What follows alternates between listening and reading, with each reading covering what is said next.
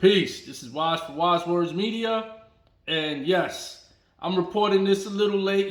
Had two babies under the weather, and they come first. Even before my favorite fighter, my co-favorite fighter, because my two favorite fighters are Devin Haney and Shakur Stevenson.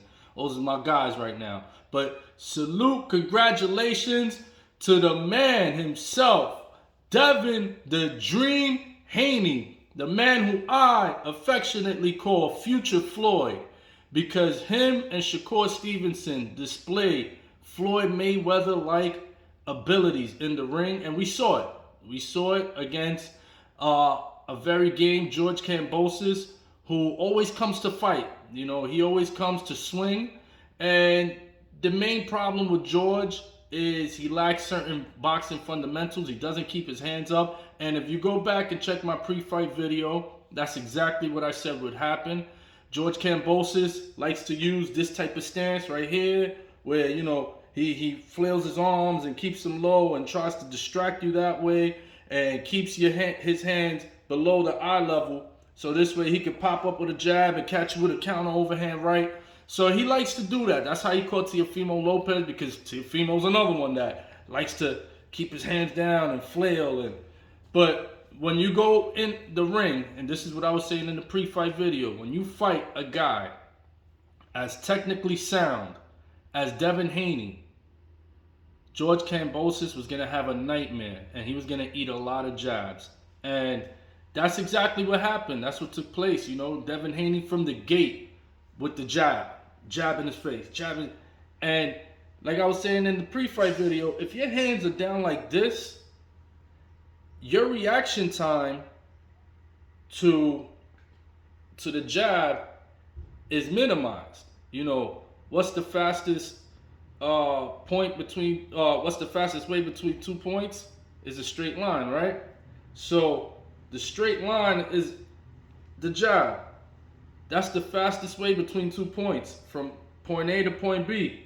The jab is the fastest way. It's faster than a hook, faster than an uppercut. The jab snaps. So with your hands down like this, you don't have the reaction time to bring them up. That's why a high guard is, or at least a chin guard, a mid guard, or a high guard will help you with deflecting or taking some off of punches, even if you don't see them coming. Because remember, boxers get paid millions of dollars, but they still come out the fight with bruising, because the jab is the most effective punch in all of martial arts. So you're going to get hit, but at least this can take some off of the punch. And that's what I was saying. George was going to have trouble with that jab and the straight right hand, because he keeps his hands down. And we saw that from the very beginning. He neutralized him. For Devin Haney to go all the way to Australia and be in Australia fighting in that stadium that was full of supporters for George Kambosos. He was in foreign land. That was a whole stadium in support of George Kambosos. And that stadium was so quiet, you could hear a pin drop. And it was because Devin Haney completely neutralized him. You can't hit what's not in front of you. You can't hit what you can't see. So Devin Haney, just like Floyd Mayweather, has the characteristics of hitting you with the jab, right? And he has those cat-like reflexes, just like Floyd had. So he'll hit you, you go to hit him back, quick reflexes, steps back, out the way. Or 1-2, pivot, or back step, gone. And you also see him throw the straight right, go underneath, just like Floyd. Caught him with the straight lead right, go right underneath the counter shot.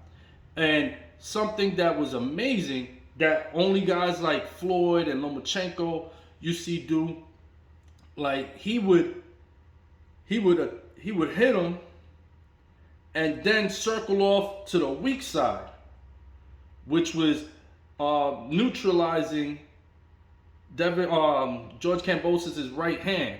So as he will circle the opposite way, the right hand, there's no place for it, because instead of circling conventionally where George could come with the overhand, his game plan was to circle the opposite direction of the right hand. So as he strikes George, and by the time George goes to hit him, he went the opposite way, and George has to now reset. So there was a lot of masterful boxing basics that was displayed, and that's why, you know, you can even look at guys like in different sports, like Tim Duncan, the big fundamental. You stick to those fundamentals, you stick to those basics. You don't need to be flashy. You're gonna be here for a long time. Tim Duncan, Floyd Mayweather, guys like that stick to the basics, master the basics, and don't try to get too fancy out here. Those are the guys that last long. So, you know, salute to my man Future Floyd, aka Devin Haney, for doing this thing. Devin the Dream, becoming Undisputed Champion. So now, what's next is most likely a big showdown with Gervonta Tank Davis. That right there is going to be the boxer, the master boxer versus the knockout artist. That one is one that fight fans will be salivating for. So we're going to be on the lookout, see what both camps can agree to, see if that's the direction that both camps would like to go, because they both have been in talks, you know, like loosely talking about getting in the ring together. But we'll see. Most likely that'll be where both will align, and all roads seem to be going down that way. If not, you know, the 135 is the deepest division in boxing, if not top 2, top 3 deepest divisions in boxing. 135, 147, 154, you know, lightweight, welterweight, junior middleweight, those 3 divisions are super loaded. And 2 of those 3 divisions have undisputed champions, which is Devin Haney at the lightweight and Jermell Charlo at junior middleweight. So if Devin Haney decides to maybe take the Ryan Garcia fight, because Ryan's talking, but you know, Ryan's gonna catch an anxiety attack once the paperwork is done, and he's gonna pull out of that fight. So let's not even talk about that.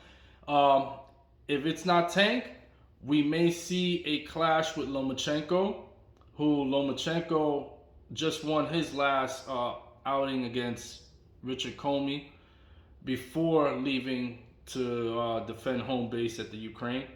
So he might have a Lomachenko showdown coming up, or you know, there's other names out there.